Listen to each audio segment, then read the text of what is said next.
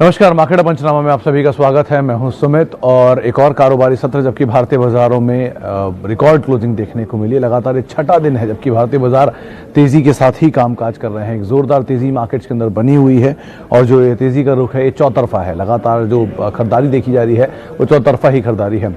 आज जो majorly market में पार्टिसिपेट कर रहे थे वो था cement space, metal space, auto share. Auto में रादर ऑटो सेल्स के नंबर से ठीक पहले खरीदारी का दौर देखने को मिल रहा है। इसके अलावा सीमेंट स्पेस में एक अच्छी खरीदारी थी, स्पेशली मिड कैप सीमेंट के अंदर, और साथ ही साथ मेटल स्पेस के अंदर भी खरीदारी देखने को मिली। ड्रेजिंग स्पेस में जहां पर लास्ट में ड्रेजिंग कॉप में एक अच्छी खासी खरीदारी देखने को मिली। इसके अलावा रियल स्टेट स्पेस से कुछ और सेक्टर है जहां पर एक अच्छा मूव जो है वो देखने को मिल रहा था। थोड़ी प्रॉफिट टेकिंग रही फार्मा स्पेस के अंदर, हल्की सी बिकवाली रही, लेकिन हाँ आईटी स्पेस एक बार फिर से नए रिकॉर्ड से पहुंचता दिखाई पड़ रहा है। इस पिछले दशक में 10-1 साल में आईटी स्पेस ने 7,000 से 24,000 का सफर तय किया। एक जोरदार तेजी इस स्पेस में देखने को मिल रही है। निफ्टी बैंक में जो कि एक लगातार तेजी थी पिछले 5 दिन से, वहां पर आज कुछ हद तक प्रॉफिट टेकिंग आते हुए दिखाई पड़ी है। थोड़ी सी प्रॉफिट टेकिंग वहां जरूर बनी है, लेकिन ओवरऑल एक और शानदार सत्र जबकि भारतीय बाजारों में बनता हुआ दिखाई पड़ा है। और मेजरली मार्केट के लिए जो मूव काम कर रहा है वो कर रहा है स्ट्रॉन्ग इंटरनेशनल क्यूज और साथ साथ एक स्ट्रॉन्ग लिक्विडिटी जो कि मार्केट को चेज कर रही है। लगातार इसी के मद्देनजर भारतीय बाजारों में उछाल देखने को मिल रहा है, तो एक तेजी का सिलसिला बना हुआ है। चलिए अब सवाल जवाब का सिलसिला शुरू करते हैं। हितेश ज्ञानानी साहब का पहला सवाल है, 50,000 रुपये इन्वेस्ट करना चाहते कहाँ करें? ज्ञानानी साहब, आप थोड़ा लेट हो गया, बाजार अपने ऑल टाइम हाइज पर है और अब थोड़ा रिस्की मोड हो चुका है मार्केट में, ही कहाँ पैसा डालें।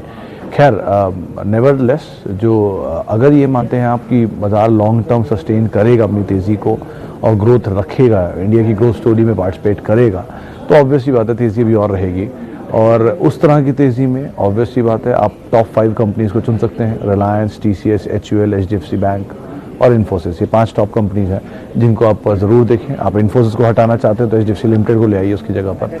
और ये 5 कंपनियों में कभी भी इन्वेस्ट कर सकते हैं। SIP वे में इन्वेस्ट करें, हर महीने थोड़ी थोड़ी क्वांटिटी में इन्वेस्ट करें ताकि नीचे आ भी जाए, आधा भी हो जाए तो भी आप इसमें पैसा और डाल पाएँ, तो आप उस हिसाब से अपनी पोजीशन रख सकते हैं।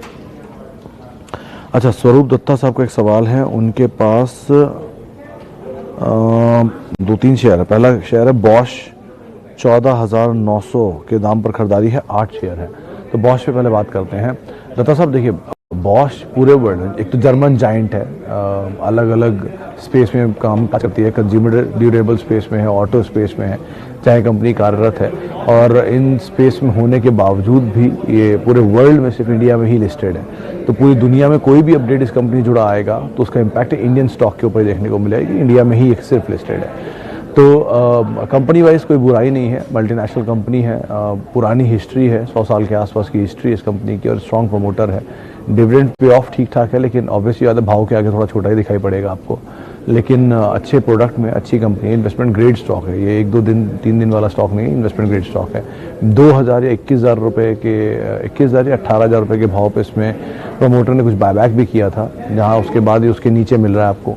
तो ऐसा है कि वैल्यू वाइज तो स्टॉक अच्छे दाम पर अभी भी है, आप हर फॉल में इसमें एक्यूमुलेट कर सकते हैं और होल्ड कर सकते हैं। 28,000 के आसपास इसके लाइफ हाई है, तो एटलीस्ट आप बने रहें। क्वालिटी स्टॉक है, ऐसी कोई दिक्कत नहीं है। अच्छा, आगे बढ़ते हैं। बंधन बैंक 500 शेयर 408 रुपये पे, होल्ड या एग्जिट? शबीर साहब का सवाल है। शबीर साहब, बंधन बैंक तो ठीक है, बुरा नहीं है, लेकिन मोमेंटम में भी है मार्केट। आज थोड़ी प्रॉफिट टेकिंग है इसलिए पूरा बैंकिंग स्पेस नीचे आया। कल हमारी बात हो भी रही थी श्रीकांत चौहान से, तो उनका ये मानना 425-430 तक की चाल देखने को मिल सकती है, तो एटलीस्ट आप मीडियम टर्म में बने रह सकते हैं। इसके अलावा इंडिया सीमेंट, अरे 147 रुपये के दाम पर 100 शेयर है। देखिए पांडे जी, इंडिया सीमेंट क्या पूरा सीमेंट स्पेस ही आज बस में था, चाहे वो लार्ज कैप हो, मिड कैप हो, स्मॉल कैप हो, सब में जोरदार तेजी थी। India cement in fact upper circuit पर आज बंद हुआ है।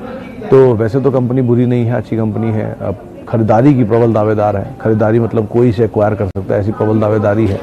पहले बीच में स्टेट सीमेंट की खरीदारी खबरें भी उठी थी, हालांकि उन्होंने डिनाई कर दिया। तो अगर ऐसा कुछ भी होता है तो आगे चल के शायद इसमें और फर्दर मूव देखने को मिले। वैसे भी ये मिड कैप सीमेंट स्पेस में वेल पोजीशनड है, तो आप बने रह सकते हैं। और नई खरीदारी के लिए एटलीस्ट आप वेट करें, अगर रीजनेबल क्वांटिटी में या रीजनेबल प्राइस पे नीचे मिले तो आप वहाँ पर एंटर कर सकते हैं। मित्तल साहब, शिल्पा मेडिकेयर पे सेम वही सवाल और उसका वही जवाब कि 407, 406, 405 इन लेवल्स के ऊपर आप नज़र रखें। जब तक ये लेवल ये नहीं तोड़ रहा है तब तक सेफ है और बने रहें ऊपर की तरफ। 510 520 तोड़ने के बाद में बड़ी तेज़ी आएगी। ये अभी दोनों के बीच में घूम रहा है काफ़ी समय से।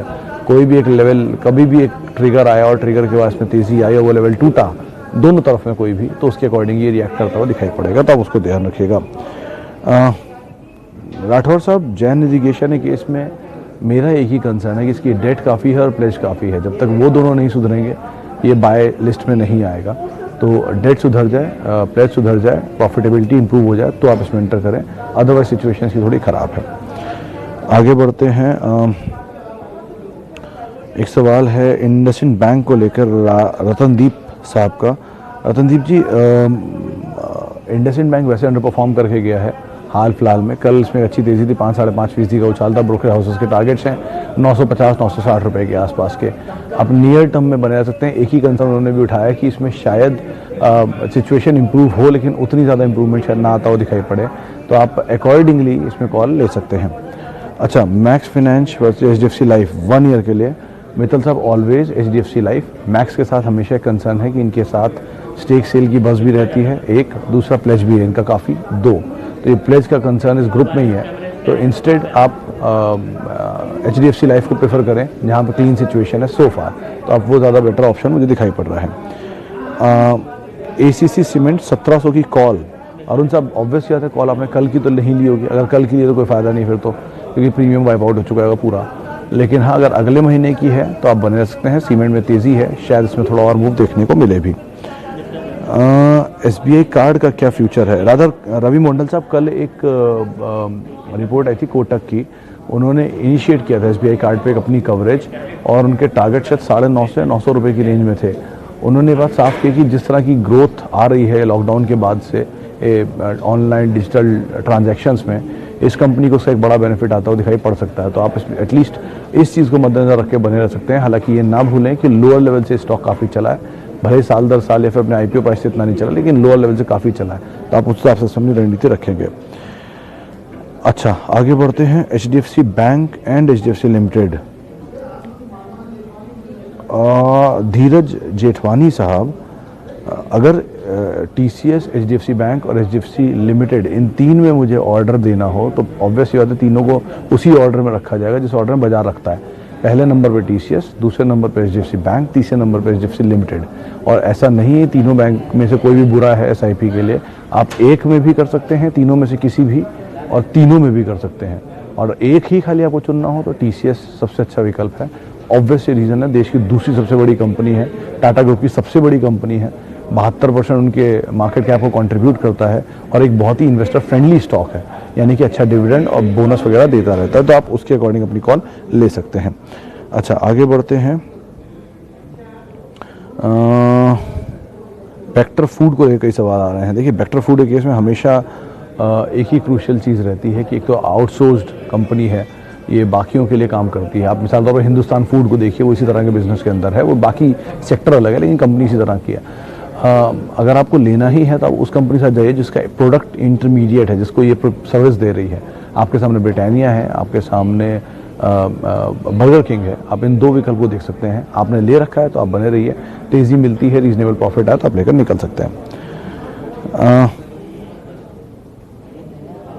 राहुल गुप्ता साहब का सवाल है, HDFC लाइफ में 20 ईयर्स के लिए 2 लाख रुपए इन्वेस्ट करना चाहता हूँ, कब तक देखने की जरूरत नहीं है? सर 20 साल और सीधा सवाल का सीधा जवाब, 20 साल के लिए इन्वेस्ट करें तो 20 साल बाद ही देखेंगे ना। उसके अलावा आपको अपने आप ही शेयर की पसंद बता देगा जब ये चल के डिविडेंड देना शुरू करेगा तब। और वैसे भी अगर आप 2 लाख इन्वेस्ट करना चाहते हैं तो एडवाइस ये है कि आप हर महीने 10-10 हज़ार इन्वेस्ट करिए इंस्टेड ऑफ 20 हज़ार, ताकि आपको एवरेज का प्राइस नीचे का मिले और आपकी कॉस्ट नीचे की साइड आ जाए। वो ज़्यादा बेटर विकल्प। AC के लिए नहीं, किसी भी कंपनी के लिए यही एक सही तरीका होता है। एक शॉट में आप डालेंगे तो ये कहीं अगर आधा हो गया तो आपको ज़्यादा दुख होगा। तो बेटर यही है कि आप एटलीस्ट इन्वेस्ट करिए, हर नीचे के फॉल में एक्यूमुलेट करिए और पोर्टफोलियो बिल्ड करिए इंस्टेड ऑफ ट्रेडिंग। अच्छा, आगे बढ़ते हैं। रिलायंस 2019 के भाव पे शेयर है 100। हाँ पाठक साहब, रिलायंस इंडस्ट्रीज़ के केस में अगर आपका नज़रिया सब कुछ है, आप छोटी अवधि के लिए हैं तो रोज़ ही मूव आता है 2020 के ऊपर का, आप वहाँ पर निकल सकते हैं। मध्यम अवधि के निवेशक हैं तो आप होल्ड कर सकते हैं, और लंबी अवधि के लिए तो ऑब्वियस ही बात है फिर तो आप होल्ड करेंगे, देश की सबसे बड़ी कंपनी है, फिर तो कोई सोचने की ज़रूरत ही नहीं है। तो आप अपने नज़रिए के हिसाब से इसमें कॉल ले सकते हैं। रियल स्टेट स्पेस में कौन सा शेयर जिसमें इन्वेस्ट कर सकते हैं सौरभ जी? सबसे अच्छी company order wise Godrej properties, second number पर अगर आप जाना चाहेंगे तो ओबरॉय ब्रिगेड में से कोई एक, इनमें से लेकिन सब कंपनियों में डेट है तो रीजनेबली सबसे कम डेट जिसके ऊपर हो आप उसमें पैसा डालिए, क्योंकि ऑब्वियस ही बात है रियल स्टेट में इंटरेस्ट आउटगो जो होगा कंपनीज का, जो भी इंटरेस्ट पे करेंगे ये लोग, वो इनके मार्जिन को खा जाएगा। तो जितना ज़्यादा डेट उतना ज़्यादा मार्जिन खपेंगे और कम से कम प्रॉफिट आएगा। तो बेटर यही है कि कम डेट वाली कंपनी में पैसा डालिए और प्लेज तो बिल्कुल ही ना हो, उनमें पैसा डालिए और वही आपके लिए सेफ बेट रहेगा। अच्छा, समय का थोड़ा और अभाव है इसलिए ज़्यादा बातचीत नहीं कर पाएंगे, लेकिन इन्फोसिस पर अंकित दुआ साहब सवाल पूछ रहे हैं। देखिए दुआ साहब, एक रिपोर्ट आई थी रिसेंटली, शायद क्रेडिट स्विस की थी, जो ये कहते हैं कि इस सेक्टर में सबसे तेज़ ग्रोथ अगर आएगी तो आएगी इन्फोसिस के अंदर। कंपनी अच्छी है, 1993 से आई थिंक लिस्टेड है और तब से लेके अब तक इसने सबसे ज़्यादा पैसा बना के दिया है आईटी स्पेस में। पिछले 20 साल में, जब से टीसीएस लिस्ट हुआ है 2004 से, तब से लेके अब तक इन्फोसिस करीब 16 गुना बढ़ चुका है। तो अभी भी इसमें 13 गुना बढ़ चुका है। पोटेंशियल है अभी भी, आप बने रह सकते हैं और नीचे अगर आपको मिला आप ज़रूर खरीदारी करें, अच्छी कंपनी है। Wipro for long term, sir Wipro बहुत लॉन्ग टर्म में बहुत पैसा बना के दे चुका है। कल ही आपने पढ़ा भी होगा या सुना भी होगा, कल 75 साल पूरे होते विप्रो को। तो पिछले 40 साल में विप्रो 10,000 को 1,000 करोड़ कर चुका है। तो इतना बड़ा गेन ऑलरेडी दिया हुआ है, लेकिन ऐसा पोटेंशियल फिलहाल अब यहाँ से रहता है कि नहीं ये कहना मुश्किल है, क्योंकि ऑलरेडी 100 रुपये की फेस वैल्यू का शेयर 1 रुपये की फेस वैल्यू पहुँच चुका है। स्प्लिट बहुत हुए हैं, बोनस बहुत आए, 13 बोनस आए, 2 स्प्लिट आए। तो बेटर यही है कि आप टीसीएस में स्विच कर जाएँ, वो ज़्यादा अच्छा विकल्प है। या मिड कैप में एल&टी टेक, एल&टी इन्फोटेक अच्छी कंपनियाँ हैं, माइंडट्री अच्छी कंपनी, हैप्पीएस्ट माइंड अच्छी कंपनी है, आप इनमें कोई एक विकल्प तलाश सकते हैं।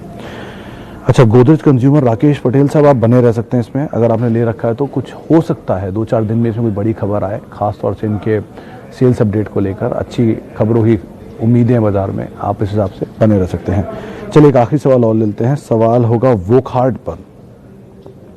देवानंद तिवारी साहब का सवाल। तिवारी साहब ज़रूर बने रहिए, कुछ अपडेट हैं बाज़ार में, खबरें हैं कि शायद जो दवा की अप्रूवल है भारत में एस्ट्राजेनेका को लेकर अगर मिलती है तो वोकहार्ट का आउटसोर्सिंग का काम देख रहा है, तो शायद इस लिहाज से एक बड़ा ट्रिगर बनता हुआ दिखाई पड़े, एक बड़ी तेज़ी आ सकती है। तो आप एटलीस्ट बने रहिए नियर टर्म के लिए, तो लॉन्ग टर्म के लिए अवॉइड करिए, लेकिन हाँ मीडियम टर्म या नियर टर्म के लिए एटलीस्ट आप बने रह सकते हैं। चलिए फिलहाल इतने ही सवालों को हम शामिल कर पाएंगे। जिनसे हम बातचीत नहीं कर पाए उनका बहुत बहुत शुक्रिया हमसे सवाल पूछने के लिए, और उनसे माफ़ी भी। और जिन्होंने सवाल पूछे उनका बहुत बहुत शुक्रिया हमारे साथ जुड़ने के लिए। आप मेरे साथ जुड़ सकते हैं @सुमित रिसर्च, मेरा ट्विटर हैंडल है। नमस्कार।